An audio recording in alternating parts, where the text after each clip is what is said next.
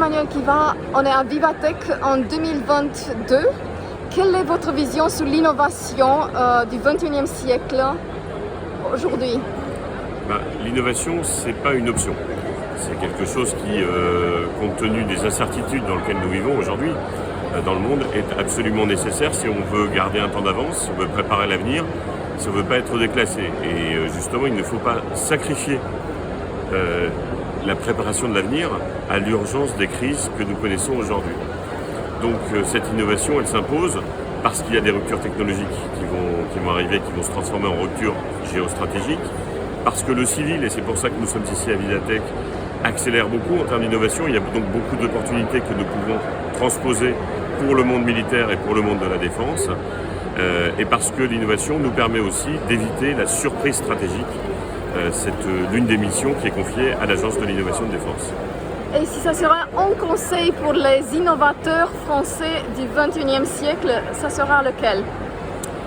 Alors, je n'ai pas de conseil à donner aux innovateurs parce qu'ils sont suffisamment créatifs pour eux-mêmes nous proposer des projets. D'ailleurs, tous les mois, c'est environ 30 projets qui nous sont proposés.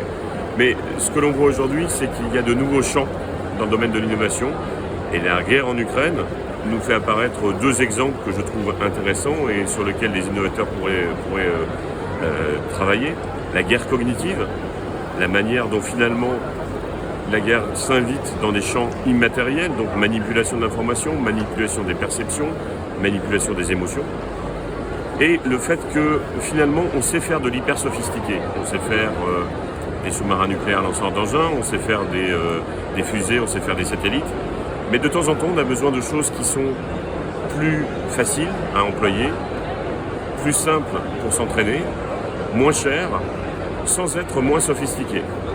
Et d'ailleurs, dans ce domaine-là, nous venons de lancer un appel à projet pour des drones d'attaque, sans spécifier la nature du système que l'on cherche, mais en essayant de trouver des solutions qui soient à la fois moins chères, plus simples d'emploi et faciles pour les opérateurs qui devront s'entraîner. Donc c'est effectivement une nouvelle ère dans le domaine de l'innovation de défense. Merci.